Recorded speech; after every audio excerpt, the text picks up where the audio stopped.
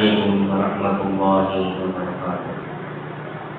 نحمده ونصلي على رسوله الكريم، أما بعد، وقد قال الله تعالى في القرآن العظيم وفي الفرقان المجيد: أعوذ بالله من الشيطان الرجيم، بسم الله الرحمن الرحيم. وما كان لنبي أن يغل ومن يغل يأت بما غل يوم القيامة. صدق الله مولانا العظيم. அளவற்ற அருளாளனும் நிகரற்ற அன்புடையவனுமாகிய எல்லாம் வல்ல அல்லாஹு தஆலாவின் திருநாமம் போற்றி துவங்குகின்றேன். சலாத்தும் சலாமும் ஈருலகத்தில் பெருமான முஹம்மது முஸ்தபா அஹ்மது முஜ்தபா ரசூலே கரீம் ஸல்லல்லாஹு அலைஹி வஸல்லம் அவர்களின் மீதும், அன்னாரின் அடிச்சுவற்றி அப்படியே பின்பற்றி வாழ்ந்த உத்தம சத்திய சஹாபாக்கள், தாபிஈன்கள், தபா தாபிஈன்கள், வலிமார்கள், சுஹதாக்கள், சாலிஹீன்கள், நல்லோர்கள், குறிப்பாக நம் அனைவரின் மீதும் அல்லாஹ்வுடைய ரஹ்மத் என்னும் கிருபை என்றென்று நிலவட்டுமாக. ஆமீன். கண்ணியமிக்க அல்லாஹ்வின் நல்லடியார்களே, மேலான பெரியார்களே, சகோதரர்களே, சகோதரிகளே, தாய்மார்களே,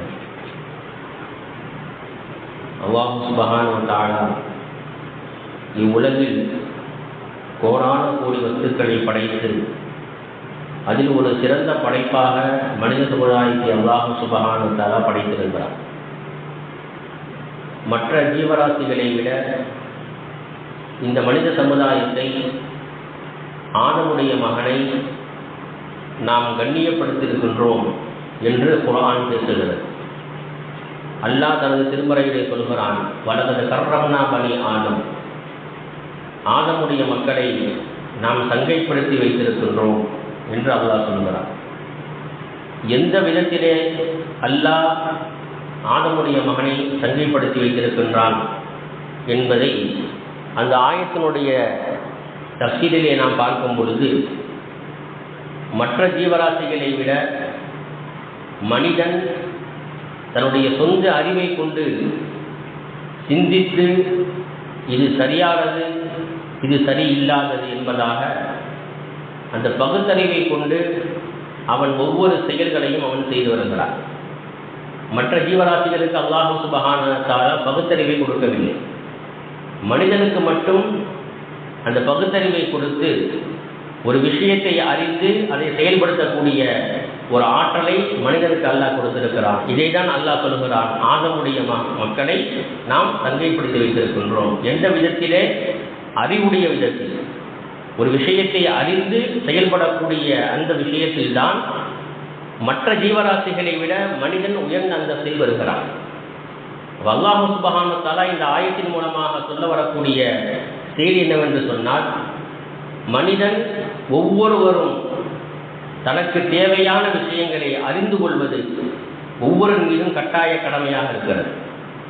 அறிதல், புரிதல், கற்றுக்கொள்ளுதல், கற்றுக் கொடுக்குதல், இது போன்ற எல்லா விதமான விஷயங்களையும் மனிதன் தனக்குத்தானே அவன் செய்து கொள்ள முடியும். அப்ப அறிவு என்பது மற்ற ஜீவராசிகளுக்கு அல்லாஹ் கொடுத்திருந்தாலும் பகுத்தறிவு, நன்மையை தீமையை பிரித்தறியக்கூடிய அந்த பகுத்தறிவை அல்லாஹ் சுப்ஹானஹு வ தஆலா மனித சமுதாயத்திற்கு மட்டும்தான் அல்லாஹ் கொடுத்திருக்கான். அந்த அறிவை வைத்து நாம் எந்த அளவிற்கு மார்க்க விஷயங்களை நாம் கற்றிருக்கின்றோம் என்று நாம் யோசிக்க வேண்டும். அல்லாஹ் கொடுத்திருக்கக்கூடிய பகுத்தறிவை வைத்து துனியாவை நன்றாக நாம் சம்பாதிக்கிறோம். அல்லாஹ் கொடுத்திருக்கக்கூடிய பகுத்தறிவை வைத்து எப்படியெல்லாம் படிக்கலாம், எப்படியெல்லாம் வேலை பார்க்கலாம், எந்த படிப்பு படித்தா எப்படி எந்த இடத்துல வேலை கிடைக்கும், சம்பளம் எங்கே அதிகமாக கிடைக்கும், இன்னும் என்ன படித்தா இன்னும் சம்பளம் இன்னும் கூடுதலாக கிடைக்கும் என்பதாக அல்லாஹ் கொடுத்திருக்கக்கூடிய அந்த பகுத்தறிவை வைத்து துன்யாவை அல்லாஹ் என்ன செய்யறான்? மனிதன் அவன் சம்பாதித்து கொண்டிருக்கிறான். அந்த பகுத்தறிவை வைத்து மார்க்க விஷயங்களை கற்றிருக்கின்றானா, மார்க்க விஷயத்தில் எந்த அளவுக்கு மனிதன் பிடிப்பாக இருக்கின்றான் என்பதை நாம் யோசிக்கும் பொழுது 99% அது குறைவுதான். 1% தான் மார்க்கத்தில் ஈடுபாடு, குர்ஆன் கல்வியின் பக்கம் ஈடுபாடு, மார்க்க சட்ட விஷயங்களிலே ஈடுபாடு இருக்கிறதே தவிர 99% மார்க்க விஷயங்களை தெரிந்து கொள்வது, கற்றுக்கொள்வது, பிறருக்கு கற்றுக் கொடுப்பது, அதன் பிரகாரம் அமல் செய்வது, இவையெல்லாம் மிகவும் நம்மிடத்திலே குறைவாக இருக்கிறது. குர்ஆனோடு நம்முடைய தொடர்பு அதிகமாக இருக்க வேண்டும். குர்ஆனுடைய கல்வி என்பது அனைவருக்கும் மிக மிக அவசியம். சின்னவங்க பெரியவங்கிற பாகுபாடுலாம் கிடையாது. எப்போ ஈமானை ஏற்றுக்கொண்டு விட்டோமோ குர்ஆனுடைய கல்வி என்பது நமக்கு மிக முக்கியமானது. ஷேகுல் ஹிந்த் முஹம்மது அல் ஹசன் ரஹமத்துல்லாஹி அவங்க சொல்லுவாங்க, இந்த சமுதாயத்திற்கு ஏற்படக்கூடிய சோதனைகள், ஏன் சோதனைகள் ஏற்படுதுன்னு சொன்னால் 2 காரணம். ஒன்று ஒற்றுமையின்மை, ஒற்றுமை கிடையாது. 4 பேர்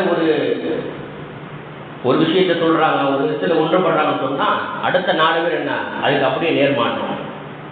அந்த 4 பேர் ஏற்றுக்கிட்டாலும் மீண்டும் இந்த 4 பேர் என்ன செய்ய மாட்டாங்க, ஏற்றுக்க மாட்டாங்க. ஒரு விஷயத்திலே ஒன்றுபடுதல் என்பது நம்ம சமுதாயத்தில் இல்லை.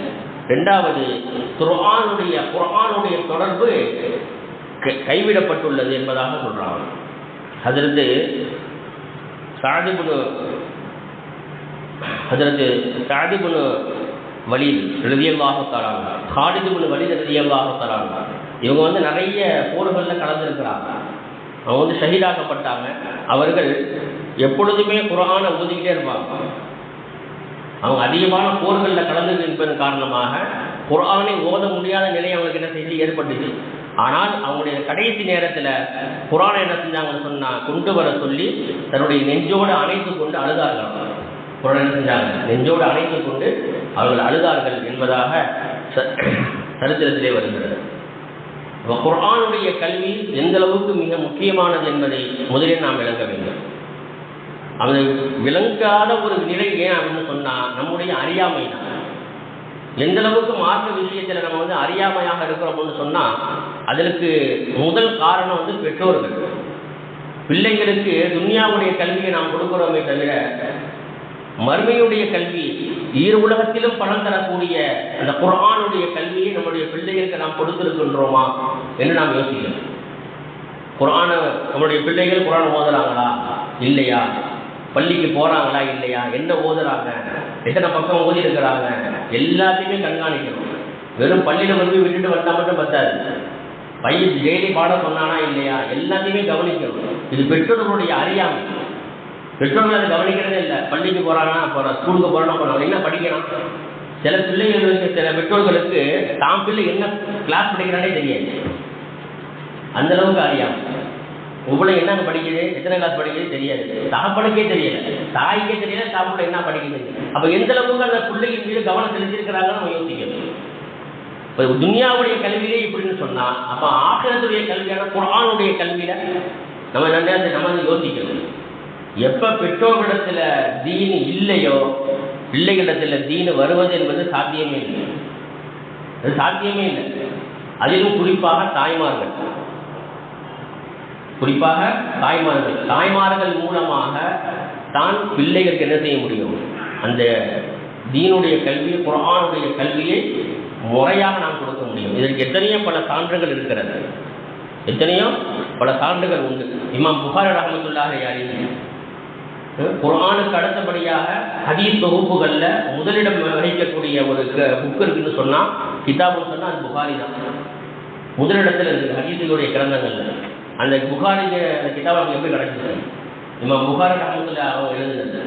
இப்போ அவங்களுக்கு மார்க்க கல்வி எப்படி கிடச்சிச்சு, அவர்கள் தாயினுடைய துவா, தாயினுடைய தியாகம் என்ன செஞ்சாங்க, ஊராக நாடாக போய் என்ன செஞ்சாங்க, மார்க்க கல்வியை கட்டு வந்தாங்க. இமாம்களுடைய மார்க்க கல்வியினுடைய அந்த பாதை பயணத்தை நாம் சரித்திரத்தில் பார்த்தோம்னு சொன்னால் ஒரு ஹதீஸை கற்றுக்கொள்வதற்காக வேண்டி பல நாட்கள் பயணம், ஒரு ஹதீஸை கற்றுக்கொள்வதற்காக வேண்டி பல நாட்கள் பயணம் செஞ்சிருக்கிறாங்க இமாம் புகாரி ரஹ்மத்துல்லாஹி அலைஹி. அவங்க சரித்திரத்தில் வருது. அதே போல் ஃபிக்ஹுடைய கிதாப் ஹிதாயா அப்படின்னு ஒரு கிதாப் இருக்குது, ஹனஃபி சட்டங்கள் இருக்கக்கூடிய கிதாப். அதில் ஒரு இமாம் அடிக்கடி அந்த இமாமினுடைய சொல்லு அடிக்கடி வரும். அந்த இமாம் யாருன்னு சொன்னால் ஹஜ்ரத் அபூ யூசுப் ரஹ்மத்துல்லாஹி அலைஹி. இப்போ இவங்களுடைய சரித்திரத்தில் நாம் பார்க்கும் பொழுது அவர்களுக்கு மார்க்க கல்வி கிடைப்பதற்கு உண்டான முழு காரணம் அவங்களுடைய தாய்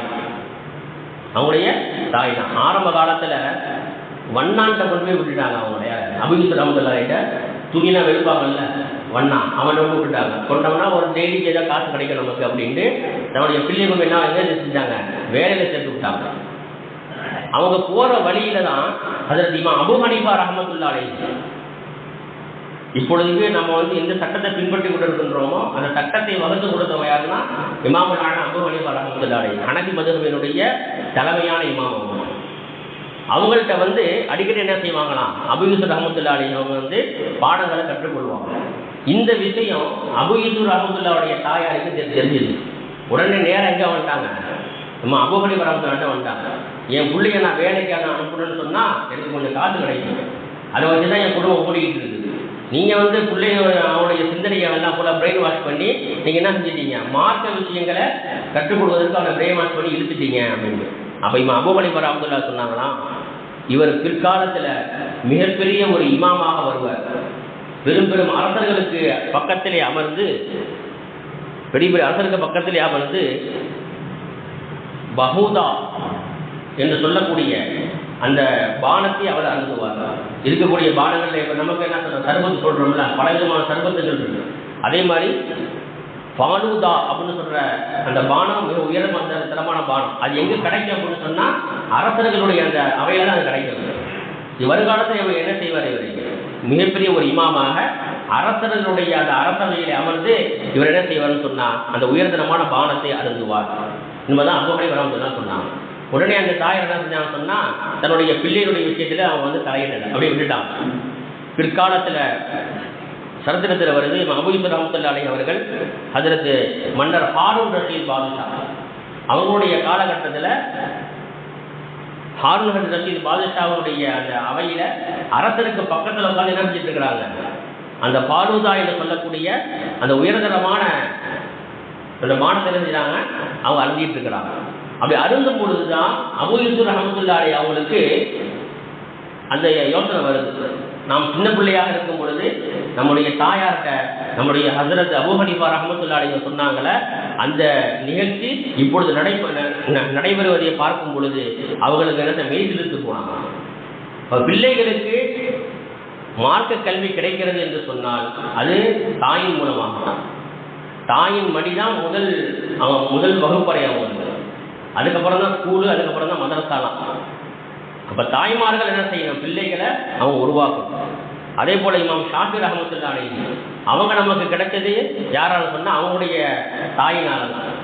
அவங்க என்ன செஞ்சாங்கன்னு சொன்னால் ஹஜ்ரத் இமாம் ஷாஃபி ரஹ்மத்துல்லாஹி அலைஹி அவங்கள நீங்கள் போய் என்ன செய்ய மார்க்க கல்வியை நீ கற்றுக்கொண்டு வா என்பதாக என்ன செஞ்சாங்க, மக்காவுக்கு அனுப்பி வச்சாங்க. அப்போ மக்காவில் ஹஜ்ரத் இமாம் மாலிக் இப்னு அனஸ் ரலியல்லாஹு தஆலா அன்ஹு அவங்க அங்கே மிகப்பெரிய ஒரு இமாமாக இருந்தாங்க. அவங்கள்ட்ட போய் என்ன செஞ்சாங்க, பாடங்களை எல்லாம் கற்றுக்கொண்டாங்க. இமாம் ஷாஃபி ரஹ்மத்துல்லாஹி அலைஹி அவங்க அவர்களுடைய திறமையை பார்த்து நிறைய பொருளாதாரம், நிறைய பொற்காசுகள், நிறைய அன்பளிப்புகள்லாம் கொடுத்து விட்டாங்க. உடனே தாய் சொன்னாங்க, நீ என்னிடத்திலே வரும் பொழுது மார்க்க கல்வியை மட்டும் கற்றுக்கொண்டு வர வேண்டும், எந்த அன்பளிப்பையும் கொண்டு வரக்கூடாது. உடனே என்ன செஞ்சாங்க சொன்னால், எங்கே அந்த அன்பளிப்பை கொடுத்தாங்களோ அங்கேயே மக்காவிலேயே எல்லாருக்கும் அதை பங்கு வச்சு கொடுத்துட்டு வெறுங்கையை வீசிக்கிட்டு என்ன செஞ்சாங்க, தன்னுடைய தாயிடத்திலே வந்தார்கள் என்பதாக சரித்திரத்திலே நாம் பார்க்க முடியும். அப்போ குர்ஆனுடைய கல்வி, குர்ஆனோடு நாம் இணைந்து எந்த அளவுக்கு நாம் பயணிக்கின்றோமோ நம்முடைய வாழ்க்கை என்ன செய்யும், பிரகாசமாகணும். அப்போ நம்முடைய அறியாமையின் காரணமாக நம்ம என்ன செய்யணும், குர்ஆனுடைய தொடர்பு இல்லாமல், குர்ஆனை பார்க்காமல், குர்ஆனை ஓதணும் அப்படிங்கிற அந்த ஆர்வம் இல்லாமல் இன்றைக்கி நம்ம என்ன செய்யணும், அப்படியே வாழ்க்கை இன்றைக்கி போய்கிட்டே இருக்குது. எப்போ மூத்தூர்னு நமக்கு சொல்ல முடியாது, என்ன காரணமாக நம்ம என்ன செய்ய சொல்ல முடியாது. நல்லா இருக்கிறாரு மூத்தா போயிட்டாருங்க, உடல்நிலை சரியில்லாமல் ஏதோ சின்ன ஜுரம் வந்துச்சு மூத்தா போயிட்டாரு. இப்படி சின்ன சின்ன காரணங்கள் நல்லா துன்யாவில் சில காரணங்களை வைத்து என்ன செய்யலாம், மூத்தாக்குறோம். ஆனால் அசல் விஷயம் என்னன்னு சொன்னால் அவருக்கு இந்த துன்யாவில் தண்ணி, உணவு, காற்று மூன்றும் நல்லா என்ன செஞ்சிடலாம், நிறுத்திடலாம். எப்போ மூன்று நிறுத்தப்படுதோ இதுக்கு சில அடையாளங்களும் இருக்குது. சில பேர் என்ன செய்ய நல்லா சாப்பிட்டு இருப்பாங்க, திடீர்னு உணவு தொண்டைக்குள்ளே போவார். உடனே என்ன செய்வார், டாக்டர் என்ன சொல்லுவார், லிக்யூடாக கொடுங்கம்பார், லிக்யூடாக கொடுங்கம்பார்.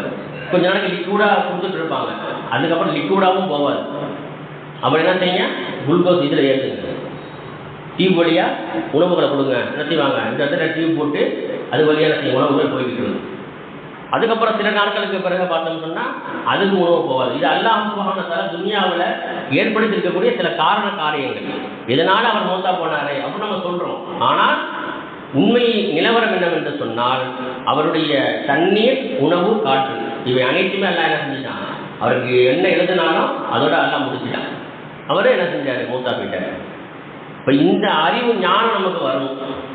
எப்போ வரும், அந்த பள்ளிவாசலுடைய தொடர்போடு இருக்கணும். குர்ஆனில் எடுத்து என்ன செய்யணும் பார்க்கணும். இப்போ இதெல்லாம் செய்யாதனுடைய காரணத்தை நாம் பார்க்கும் பொழுது எல்லாமே நம்மளுடைய அறியாமை தான். எந்த விஷயத்தையுமே மார்க்க விஷயங்களை தெரிஞ்சுக்கொள்ளணும், தெரிஞ்சு அமல் செய்யணும் அப்படின்னு நம்ம என்ன செய்யறது இல்லை, நம்ம யோசிக்கிறதே இல்லை. ஏதோ தானே என்ன செய்யறாங்க, அமல் செய்யறாங்க. சில பேர் தொழுவும் போது பார்த்தீங்கன்னு சொன்னா சில பேர் 3 சஜ்தா செஞ்சிருவாங்க, சில பேர் 4 சஜ்தா, சில பேர் சஜ்தா செஞ்சுக்கிட்டே இருப்பாரு. ஒரு ரக்காத்துக்கு 2 சஜ்தா தான், 2 சஜ்தா செய்யணும். 2 சஜ்தாக்கு மேலே போயிடுச்சுன்னு சொன்னா அவர் என்ன செய்யணும், சஜ்தா சஹூ செய்யணும். அந்த தொழுகை முடியக்கூடிய கடைசி இருப்புல அத்தகையாத்து ஓதிட்டு என்ன செய்யணும், அவரு சஜ்தா சஹூ மறந்துட்டு என்ன செய்ய, அதிகமான சஜ்தா ஒன்று கூடுனாலே சில பேர் சஜ்தா செஞ்சுக்கிட்டே இருப்பாங்க. உள்நூன்னு எந்திரிப்பாரு. எதுக்கு உள்நூன்னு எந்திரிக்கிறாரு அவருக்கும் தெரியாது, பக்கத்தில் உள்ளவங்களுக்கும் தெரியாது. அப்போ தொழுகையினுடைய விஷயத்தில் எந்த அளவுக்கு நம்ம மார்க்க அந்த அறிவு நம்மள்ட்ட இருக்குது என்பதை நம்ம என்ன செய்ய யோசிக்கணும். அதே போல் ஒவ்வொரு விஷயங்கள்லையுமே மார்க்கம் என்ன சொல்லுது என்பதை நம்ம என்ன செய்யணும், நம்ம அதில் கவனம் அதிகமாக நாம் செலுத்தணும். இதில் ஜமாத்தார்கள் என்ன செய்யணும், ஒரு ஒத்துழைப்புகள் கொடுத்து மதரசாக்களை மேம்படுத்துவதற்கு உண்டான வழி என்ன. நம்ம ஊரில் இருக்கிறாங்க பிள்ளைங்கன்னு சொன்னால் நம்ம ஊர் பிள்ளைங்க வெளியூரில் போய் ஓதக்கூடாது. உள்ளூர்லேயே என்ன செய்யும், நம்முடைய பிள்ளைங்களுக்கு சின்ன பிள்ளைகளாக இருக்கட்டும், வயதுக்கு வந்த பிள்ளைகளாக இருக்கட்டும், பெரியவங்களாக இருக்கட்டும், வயதுக்கு வந்த ஆண்களாக இருக்கட்டும், அனைவருக்குமே உள்ளூர்லேயே என்ன செய்யணும், மதரசாக்களை உருவாக்கி அவங்களுக்கு மார்க்க விஷயங்கள் எடுத்து சொல்கிறோம். இன்றைக்கி பெண் பிள்ளைகளை ஓட வைக்கிறாங்கன்னு சொன்னால் வெளியூருக்கு, இங்கே கும்பகோணம், சென்னை, கீழக்கரை, ராம்நாடு, அதே போல் என்ன செய்கிறாங்க பள்ளப்பட்டி, இது போன்ற ஊர்களுக்கு லாங்கான ஊர்களுக்கு அனுப்புகிறாங்க. பெண் பிள்ளைகளை கூடுமான வரைக்கும் ரொம்ப லாங்காக கொண்டு போய் நீங்கள் சேர்த்து படிக்க வைக்கிறதுங்கிறத நீங்கள் தவிர்த்துக்கணும். ஏன்னா நம்ம கொண்டு போய் சேர்த்து விட்டு வந்துடுவோம், அங்கே என்ன நடக்குதுன்னு நமக்கு தெரியாது. சில ஹாஸ்டல்களில் ஹாஸ்டல் மதரசாக்கள் இருக்குது, பிள்ளைகள் என்ன செய்கிறாங்க தங்கி படிக்கிறாங்கல்ல, அந்த ஹாஸ்டல் மதரசாக்களில் ஒரு சில கவனக்குறைவின் காரணமாக நிறைய பல இன்சிடென்ட்ஸும் நடந்துருக்கு. ஒரு சில பிள்ளைங்க மூத்தாவே போயிடுச்சு, பாடத்துக்கு வரல, ரூமுக்கு வரல, சாப்பிட வரல, யாரும் எதுவும் பார்க்கல. 2 நாளாக என்ன செஞ்சுருக்குன்னு சொன்னால் பாத்ரூம்லேயே கிடந்திருக்கு. அந்த பிள்ளை மயக்கம் விழுந்தது, யாருமே பார்க்கல, அப்படியே விட்டுட்டாங்க. அப்போ நம்முடைய பிள்ளைகளை நம்ம பாதுகாத்துக்கணும், பொம்பளை பிள்ளைகளை பாதுகாத்துக்கணும்னு சொன்னால் நம்ம ஊர்லேயே மதரசாவை நம்ம உருவாக்கி நம்ம நடத்தணும் மதரசா. வெளியூரில் இருக்கு நம்ம பிள்ளைங்க என்ன செய்யக்கூடாது, அவங்க போகக்கூடாது. ஒன்று மதரசாவையே உருவாக்கி நம்ம நடத்தணும். இல்லைன்னு சொன்னால் ஆன்லைனுடைய வசதிகள் நிறைய இருக்கிறவங்க என்ன செய்யணும், அதில் நம்ம பிள்ளைகளுக்கு பாடங்களை மார்க்க விஷயங்களை சொல்லிக் கொடுக்கலாம். இன்னைக்கு எவ்வளவோ பல வசதிகள் நமக்கு வந்துருச்சு. எப்படி வேணாலும் சரி, இன்னைக்கு நிறைய அதாவது சிறுவில் இருந்துக்கிட்டு ஆன்லைன் மூலமாக குர்ஆன் தஜ்வீத் பாடம் நடத்துகிறாங்க. குர்ஆனு எப்படி ஓதணும், குர்ஆனுடைய ஓதக்கூடிய முறை என்ன என்று எங்கள் சிலோவில் இருக்கிற இமாம்கள் ஆன்லைன் மூலமாக என்ன செய்கிறாங்க, நடத்துகிறாங்க, பாடங்கள் நடத்துகிறாங்க. இப்படியா என்ன செய்ய, எப்படி வேணாலும் நம்ம என்ன செய்ய கற்றுக்கொள்ளலாம். ஆனால் அது கற்றுக்கொள்ளணும் அப்படிங்கிற அந்த ஒரு அறிவு ஞானம் நம்மகிட்ட இல்லை, நம்முடைய அறியாமை தான் எனக்கு காரணம். இப்போ கண்ணியமிக்கவர்கள் நம்ம என்ன செய்யணும், குர்ஆனுடைய விஷயத்தில் நம்ம எந்த அளவுக்கு அறியாமையாக இருக்கிறோம், அதனுடைய ஆபத்துகள் என்ன என்பதை நாம் யோசித்து பார்க்க வேண்டும். எந்த அளவுக்கு கல்வி ஞானம் இருக்குமோ அந்த அளவுக்கு நம்முடைய அமல்களுடைய தரம் உயர்ந்து கொண்டே போகும். எந்த அளவுக்கு அது சம்பந்தப்பட்ட ஞானம் கல்வி நம்மகிட்ட இல்லையோ நம்முடைய இபாதத்தில் என்ன செய்யும், குறைஞ்சிக்கிட்டே தான் போகும். ரமலானுக்கு மட்டும்தான் வருவோம், ஜும்மாவுக்கு மட்டும்தான் வருவோம், அடுத்த வேலை செய்ய மாட்டோம், தொழுகைக்கு நம்ம வரமாட்டோம். ஏன், சைத்தான் விடமாட்டான். அப்போ குர்ஆனுடைய கல்வியினுடைய விஷயத்தில் நம்முடைய பிள்ளைகள் என்ன செய்யணும், மதரசாக்களில் சேர்ப்பதற்கு உண்டான எல்லா விதமான வாய்ப்புகளையும் நாம் ஏற்படுத்தணும். பிள்ளைகளுக்கு மார்க்க கல்வியை கொண்டு போய் எப்படியாவது நாம் என்ன செஞ்சிடணும்னா பிள்ளைகளுக்கு நாம் சேர்த்து விட வேண்டும். இது ஒன்று. 2வது அறியாமை என்னன்னு சொன்னால், இப்போ நடந்து கொண்டிருக்கக்கூடிய பிரச்சனை என்ன பிரச்சனை, வக்ஃபுடைய பிரச்சனை. இன்னைக்கு வக்ஃபுன்னு சொன்னால் நிறைய பேருக்கு என்னன்னே தெரியல. வக்ஃபுனா என்னன்னு தெரியல. ஒரு பிரச்சனைன்னு வரும்பொழுது தான் அதை பற்றி உண்டான சிந்தனை நமக்கு வருது. வக்ஃபுனா என்ன, ஒருவர் தன்னுடைய சொந்தமான ஒரு இடத்தை அல்லாஹ்வுக்காக வேண்டி கொடுத்துருது. அல்லாஹ்வுக்காக கொடுத்துட்டாருன்னு சொன்னால் அவருடைய உபயோகத்திலிருந்து ஸ்டாப் ஆகிடும்.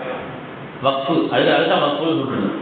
இப்போ என்கிட்ட ஒரு நிலம் இருக்குது, அந்த நிலத்தை நான் என்ன செய்யறேன், பள்ளிவாசலுக்காக நான் வகுப்பு செய்து விட்டேன் அப்படின்னு நான் சொல்லிட்டேன் அல்லது எழுதி கொடுத்துட்டேன்னு வைங்க, என்னுடைய உபயோகத்திலிருந்து அது முடிஞ்சிடும்.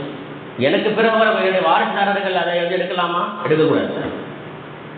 அதோட முடிஞ்சு போயிடுச்சு. அது அல்லாவுடைய ப்ராப்பர்ட்டி, அது அல்லாவுடைய பொருளாக மாறிடும், அது அல்லாவுடைய சொத்தாக மாறிடும்.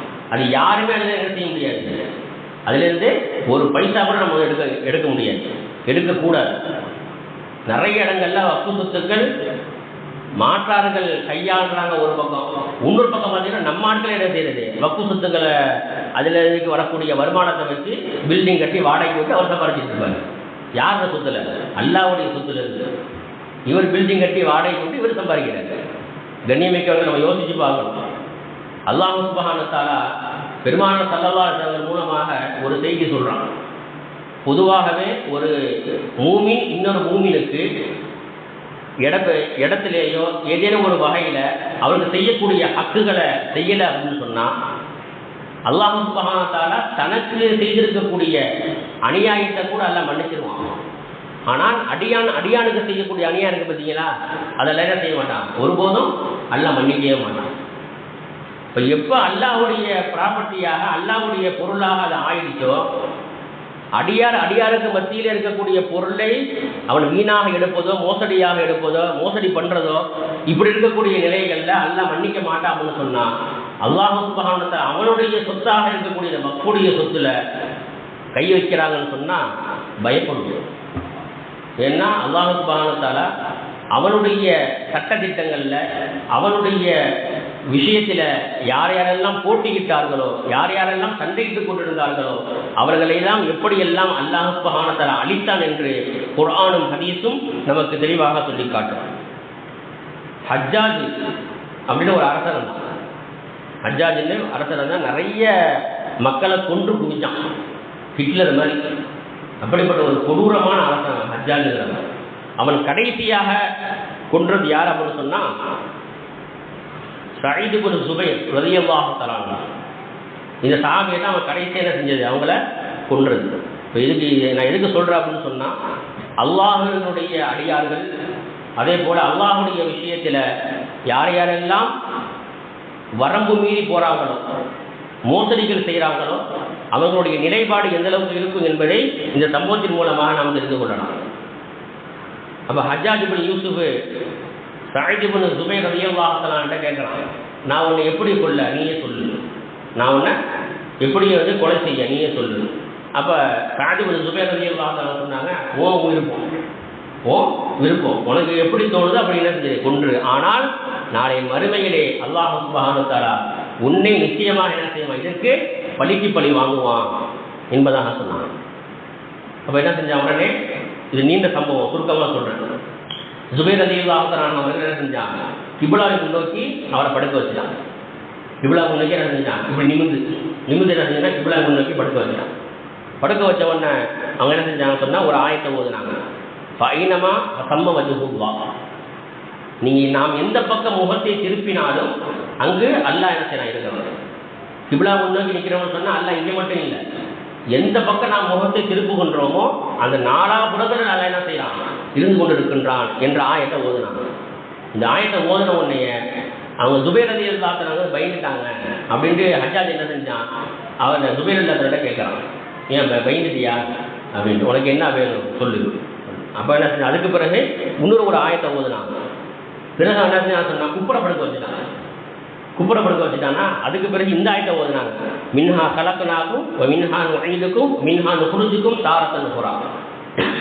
இந்த பூமியில் நம்ம வந்து எப்படி மனிதர்களை படைத்து உருவாக்கி பூமியிலே வாழ வைத்தோமோ அதே போல் நாங்கள் மறுமையில் என்ன செய்வோம், அவன் மண்ணோடு மண்ணாக போனதற்கு பிறகும் நாளை மீண்டும் அவன் என்ன செய்வோம், இப்போ எந்த உருவத்தில் இருக்கிறாரோ அதே உருவத்தை நாளைக்கு நம்ம என்ன செய்வோம் கொண்டு வருவோம் அப்படிங்கிற அந்த ஆயத்தை என்ன செஞ்சாங்க ஓதுனாங்க.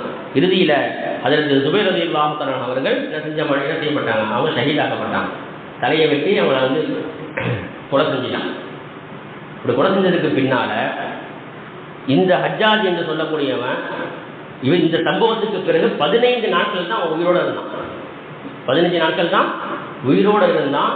அல்லாஹ் கொடுத்த தண்டனையை பாருங்க, அந்த 15 நாளும் இரவு தூக்கம் அவனுக்கு கிடையாது. 15 நாளும் இரவு தூக்கம் அவனுக்கு கிடையாது. ஏன் தூங்கலை அப்படின்னு கேட்டால் அவன் காரணம் சொன்னானா, அது ஜுபைர் அவர் என்னுடைய கணவனை வந்துட்டே இருக்கிறாரு. சாதிபுல் ஜுபைர் ரலியல்லாஹு அன்ஹு அவர்கள் என்ன செய்கிறாங்க, அவனுடைய என்னுடைய கணவனை வந்துட்டே இருக்கிறாரு, அதனால எனக்கு என்ன செய்யுது, தூக்கமே இல்லை. கரெக்டாக 15ஆவது நாள் அவனை என்ன செஞ்சான், இறந்து போயிட்டான். அல்லாஹ் சுப்ஹானஹு வ தஆலா இது போன்று அநியாயம் செய்யக்கூடியவங்க, அட்டூழியம் செய்யக்கூடியவர்கள், வரப்பு மீறக்கூடியவர்களை அல்ல என்ன செய்யறான், உடனடியாக என்ன செய்யறதில்லை, அவங்க அல்ல பழி வாங்குறது இல்லை. கொஞ்ச காலம் விட்டு வைக்கணும், அதுக்கு பிறகு அல்ல என்ன செய்யறான், பழி வாங்கலாம். அதாவது மூசா அலைஹிஸ்ஸலாத்து வஸ்ஸலாம் அவர்கள் ஃபிரௌனுக்கு எதிராக என்ன செஞ்சாங்க, அல்லாஹ்ட்ட துஆ செஞ்சாங்க, யா அல்லாஹ் இவன் பண்ற கொடுமை தாங்க முடியல, இவனையும் அவன் கூட்டத்தாரையும் அடிச்சிடு அப்படின்னு. அதனால் அல்ல என்ன செஞ்ச, நைல் நதியில அழித்தது. இதெல்லாம் நீண்ட சம்பவங்கள். குர்ஆன் நமக்கு தெளிவாக ஒவ்வொரு சூறாக்கள்லையும் அது மூசா அலைஹிஸ்ஸலாத்து வஸ்ஸலாமுடைய சம்பவத்தை அல்ல என்ன செய்யலாம், சொல்லாத சூறாக்களே கிடையாது. எல்லா சூறாக்களையும் மூசா அலைஹிஸ்ஸலாமுடைய அந்த சிறிய சம்பவமாச்சும் வந்துருக்கு. அதற்கு பிறகு அல்லாஹ் சுப்ஹானஹு வ தஆலா 40 நாட்களுக்கு பிறகுதான் என்ன செஞ்சான், ஃபிரௌனை அழிச்சான். முழுமையாக அழிக்கலை, நைல் நதியில் அவனை மூழ்கடித்து இன்றைய வரைக்கும் எகிப்தில் இருக்கக்கூடிய மியூசியத்தில் அவனுடைய உடல் அப்படியே வைக்கப்பட்டிருக்கு. இது சமுதாயத்திற்கு மிகப்பெரிய ஒரு பாடம். யாரையெல்லாம் இஸ்லாமியர்களுக்கு எதிராக குரல் கொடுக்கின்றார்களோ, இஸ்லாமியர்களுக்கு எதிராக அவர்கள் போர்க்கொடி தூக்கிடுகின்றார்களோ, அவர்களுடைய முடிவுகள் எந்த அளவுக்கு இருக்கும் என்பதை அல்லாஹ் சுப்ஹானஹு வ தஆலா குர்ஆனின் மூலமாக நமக்கு தெள்ள தெளிவாக சொல்லி காட்டுகிறான். இப்போ நம்ம விஷயத்துக்கு வருவோம். அப்போ இந்த வக்ஃபு சம்பந்தமான பிரச்சனைகள் இங்கேயே போயிட்டு இருக்கு, மசோதெல்லாம் போட்டுட்டாங்க. இருந்தாலும் இது நம்முடைய இஸ்லாமிய சட்டத்திற்கு மிகவும் எதிரானது. இப்போ நம்ம கவர்மெண்ட்டுக்கு எதிராக அப்படின்னா நம்ம பேசல. வக்ஃபுனா என்ன நம்ம தெரிஞ்சுக்கிறோம், அதனுடைய சட்டத்திட்டங்கள் என்ன அப்படின்னு நம்ம தெரிஞ்சுக்கிறோம். இப்போ வக்ஃபுனா என்ன, ஆரம்பத்தில் நம்ம சொன்னோம், ஒருவர் தன்னுடைய சொத்தை அல்லாஹ்வுக்காக நான் கொடுத்துட்டேன் அப்படின்னு என்ன செஞ்சது, வாயால் சொல்றது அல்லது எழுதி கொடுத்துறது. அதுக்கு பிறகு அது அல்லாஹ்வுடைய சொத்து, அதிலிருந்து யாரும் என்ன செய்ய முடியாது, அதிலிருந்து இவர் பலன் பெறவும் முடியாது. பள்ளிவாசலுக்காக அதை கொடுத்துட்டார், அதிலிருந்து பஞ்சாயத்துகள் முத்தொழில்கள் பலன் பெற முடியுமா, முடியாது. அதை வைத்து பள்ளிவாசலை பராமரிக்கலாம், மதரசாக்களை பராமரிக்கலாம். எதற்காக எழுதப்பட்டுச்சோ அதற்காகத்தான் அதை உபயோகப்படுத்தணும். அதில் சட்டங்களே வேறு. ஒருத்தர் என்ன செஞ்சாரு, தன்னுடைய நிலத்தை இதை மதரசாவுக்காக வேண்டி இதை நான் கொடுக்கின்றேன், அல்லாஹ்வுக்காக நான் கொடுக்குறேன், வக்ஃபு செய்யணும்னு எழுதி கொடுத்துட்டாரு. அப்போ அந்த இடத்துல பள்ளியாசை கட்டலாமா, கட்டக்கூடாது, மதரசா தான் கட்டணும். ஒருத்தர் என்ன செஞ்சாரு, இந்த இடத்தை மஸ்ஜித் கட்டுவதற்காக நான் கொடுக்கின்றேன் என்று அல்லாஹ்வுக்காக நான் வக்ஃபு செய்யணும்னு எழுதி கொடுத்துட்டாரு. அப்போ அங்கே மதரசா கட்டலாமா, கட்டக்கூடாது, பள்ளியாசை தான் கட்டணும். இது மாதிரி வக்ஃபுடைய சட்டங்கள் ஏராளமாக இருக்கு. இப்போ கண்ணியமிக்கவர்களை நம்ம யோசிச்சு பார்க்கணும். இது போன்ற சட்டங்கள் வக்ஃபுக்கு எதிராக அவங்க போடுறாங்கன்னு சொன்னால் அதில் பல பிரச்சனைகள் இருக்கு. அதில் சில பிரச்சனைகள் அப்படின்னு நான் சொல்கிறேன். நம்முடைய இந்திய அரசியல் சட்டத்தினுடைய பிரிவு எண் 24. இப்போ நம்ம கொண்டு இருக்கக்கூடிய அந்த சட்டத்தில் எந்தெந்த விளைவுகள் இருக்குது அப்படின்னு சொன்னால், முதலாவது இந்திய அரசியல் சட்ட பிரிவு 24 மூலமாக சமத்துவ உரிமை பறிக்கப்படுது. ரெண்டாவது, இந்திய அரசியல் சட்டத்தினுடைய பிரிவு 25 மூலமாக ஒருவர் விரும்புகின்ற மதத்தை ஏற்றுக்கொண்டு அதன் பிரகாரம் அவர் நடப்பது, அந்த மதத்தை பரப்புவது, இது தடை செய்யப்படுது, அந்த உரிமை பறிக்கப்படுது. மூன்றாவது, இந்திய அரசியல் சட்டத்தினுடைய பிரிவு 26 பிரகாரம் மத நிறுவனங்களை நிர்வகிக்கக்கூடிய உரிமை பறிக்கப்படுது. இப்போ இனிமேல் நம்ம என்ன செய்ய முடியாது, இந்த சட்டத்தை கொண்டு வர்றாங்க, வக்ஃபுடைய சொத்துக்களை இனி முஸ்லீம்கள் மட்டுமல்ல மற்றவர்கள் என்ன செய்யலாம், அந்த சொத்துக்களை பராமரிக்கலாம், அது முடியாது. இஸ்லாமியர்களுடைய ப்ராப்பர்ட்டி, வக்ஃபுடைய ப்ராப்பர்ட்டியை அதை பயன்படுத்துவது, அதை உபயோகப்படுத்துவது, அதை பாதுகாப்பது, அது இஸ்லாமியர்கள் மீது மட்டும்தான் அது கடமை. அடுத்து நான்காவது, இந்திய அரசியல் சட்ட பிரிவு 29 பிரகாரம் பண்பாட்டை பாதுகாக்கக்கூடிய உரிமைகள் பறிக்கப்படும். இப்போ இஸ்லாமியர்கள் அப்படின்னு சொன்னாலே இன்னைக்கு என்ன செய்யறாங்க சொன்னால், ஒரு தனி பார்வையாக இன்றைக்கி பார்க்கப்படும். அது வக்ஃபுடைய சொத்து இந்தியாவில் தான் மிக அதிகமான சொத்துக்கள் இருக்குது, அதில் தமிழ்நாட்டில் அதிகமான சொத்துக்கள் இருக்குது. அந்த சொத்துக்களை நாம் என்ன செய்யணும், மீட்டெடுக்கணும். அப்படி மீட்டெடுப்பதற்காக வேண்டி தான் வரக்கூடிய ஞாயிற்றுக்கிழமை என்ன செய்யறாங்க, காரைக்கால் மாவட்ட ஜமாத்துல் உலமாவின் சார்பாக அந்த வக்ஃபுடைய சொத்துக்களை நம்ம மசோதா போட்டுட்டாங்க.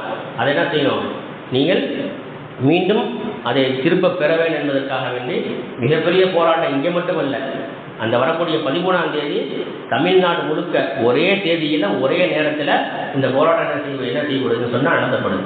பல மாநிலங்களில் ரொம்ப அதிகமான கூட்டங்கள் 5000 பேர் 6000 பேர் இருக்கிறது பெரிய லெவலில் பிரச்சனை, இந்த பிரச்சனை போயிட்டு இருக்கு. அப்போ நம்முடைய சொத்து, நம்முடைய வக்ஃபு, நம்முடைய உரிமை, அதை பாதுகாக்க வேண்டும் என்று சொன்னால் சில நேரங்களில் சொல்லணும், சில நேரங்களில் கை கட்டி இருக்கணும், ஆனால் சில நேரங்களில் களத்தில் நம்ம இறங்கணும்.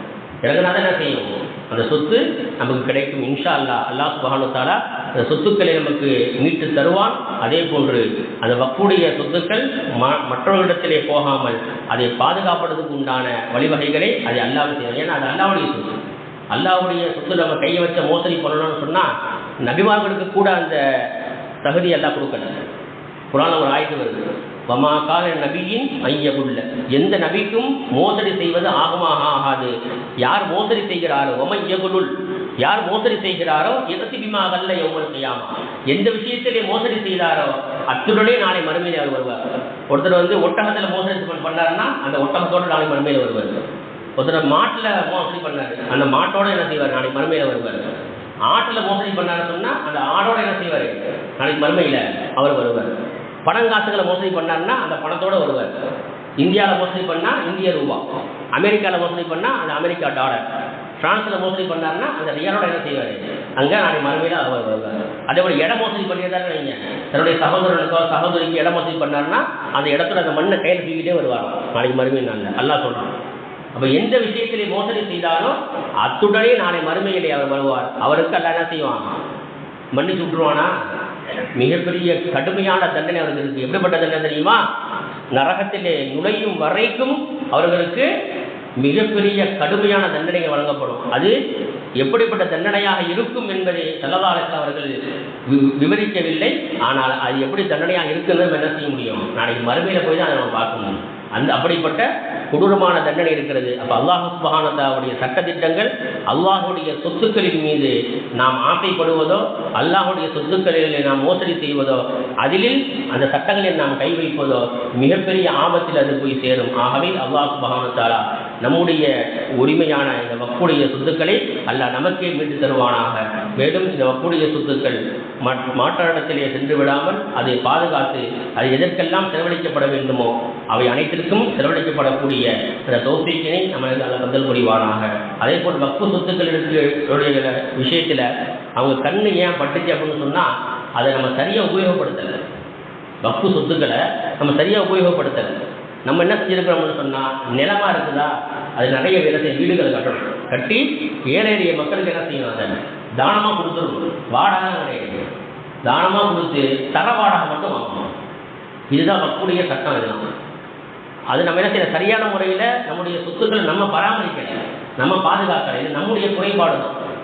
கல்விக்காக வேண்டி கொடுக்கலாம், பள்ளிவாசலுக்காக வேண்டி, அதே போல் மதரசாக்களுக்காக வேண்டி, எத்தீம் கானாக்களுக்காக வேண்டி, அதே போல் பைத்துல் மால் என்று என்ன செய்யணும், நம்ம ஒன்று உருவாக்கி ஏழை மக்களுக்கு உதவி செய்யலாம். அதே போல் திருமணம் ஆகாமல் இருக்கிறாங்க, எத்தனையோ விதவை பெண்கள் இருப்பாங்க, அவங்களுக்கு உதவி செய்யலாம். அதே போல் திருமணம் ஆகாமல் இருப்பாங்க, அவங்களுக்கு உதவி செய்யலாம். அதே போல் மார்க்க கல்வி கற்றக்கூடிய மாணவர்களுக்காகவே உதவி செய்யலாம். ஒருத்தருக்கு என்ன செய்யலாம், சுய தொழில் பண்ணணும்னு நினைக்கிறாங்க, ஆனால் அவங்கள்ட்ட பொருளாதாரம் இல்லை. நம்ம வக்ஃபுடைய காசு என்ன செய்யணும், அவங்களுக்கு எடுத்து கொடுத்து நீங்கள் சுய தொழில் செய்யுங்க. என்னென்ன செய்யலாம், அவர் பொட்டிக்கடை வைக்கிறோமா வைங்க, இட்லி சுட்டு வியாபாரம் பண்ணுறீங்கன்னா பண்ணுங்க. இப்படியா என்ன செய்ய சொன்னால் அந்த பொருளாதாரத்தை நாம் செலவு செய்திருக்க வேண்டும். நிறைய கடனாளியாக இருக்கிறாரு, வட்டிக்கு நிறைய கடன் வாங்கிட்டாரு. நம்ம வக்ஃபு சொத்துல என்ன செய்யணும், அந்த பணம் காசு எடுத்து கொடுத்து கடனை அடைச்சிருங்க. இனிமேல் என்ன செய்யக்கூடாது, வட்டிக்கு கடன் வாங்கக்கூடாது. அதே போல் என்ன செய்யணும், ஏழை எளிய மக்களுக்கு வீடுகளை கட்டி கொடுக்கணும். இப்படியாக நிறைய ப்ராசஸ் இருக்குது, நம்ம செய்யலாம். இதெல்லாம் நம்ம செய்யாமல் விட்டுட்டோம், அப்படியே நிலமாக அப்படி கிடக்கிறதுனால இன்றைக்கி என்ன செய்யப்பட்டுருச்சு, அது ஆக்கிரமிப்பு செய்யப்பட்டுச்சு. அல்லாஹ் என்ன செய்ய நம்மளை பாதுகாக்க வேண்டும். நாம் செய்திருக்கக்கூடிய இந்த மிகப்பெரிய தவறை அல்லாஹ் மன்னிக்க வேண்டும். அவனுடைய சொத்தை அவனே பாதுகாப்பான். இருந்தாலும் அல்லாஹ்விடத்திலே நாம் துவா செய்ய வேண்டும், அந்த சொத்துக்கள் நம்மிடத்திலே மீண்டு வர வேண்டும். அல்லாஹ் சுப்ஹானஹு வ தஆலா எல்லா வகையிலும் நமக்கு எல்லா விதமான உதவிகளையும் செய்வானாக. எப்படி பத்ருடைய யுத்தத்திலே சஹாபாக்களுக்கு மலக்குகள் மூலமாக உதவி செய்தானோ அதே போன்று அல்லாஹ் சுப்ஹானஹு வ தஆலா அவன் நேரடியாக நமக்கு உதவி செய்வானாக. வாஹிரு தஅவானா அல்ஹம்துலில்லாஹி ரப்பில் ஆலமீன். அஸ்ஸலாமு அலைக்கும் வரஹ்மத்துல்லாஹி தஆலா வ பரகாத்துஹு.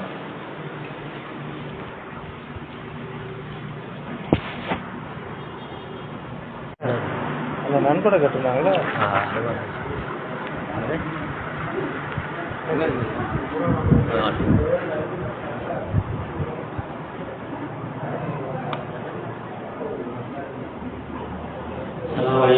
வரமத்துல்லாஹி வபரகாத்துஹு. கணிமிக்க ஜமாத்தார்களே, ஞாயிற்றுக்கிழமை நடைபெறக்கூடிய அந்த போராட்டத்திற்கு ஒவ்வொரு ஜமாத்தார்களும் அவங்களால முடிஞ்ச அளவுக்கு பண உதவி செஞ்சிருக்கிறாங்க. இன்ஷா அல்லாஹ் நம்ம ஜமாத்தின் மூலமாக உதவி கேட்டுருக்கிறாங்க. உங்களால் முடிந்த அளவுக்கு தாராளமாக உதவி செய்யும்படி அன்போடு கேட்டுருக்கோம். அந்த பணத்தை இன்ஷா அல்லாஹ் நிர்வாகத்திட்ட ஒப்படைச்சிருக்கோம்.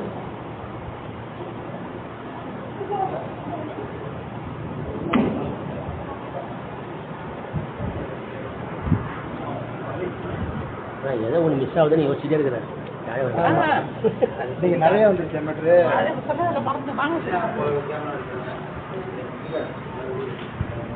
இவங்க வந்துட்டாங்க அந்த கிரைம் இல்லை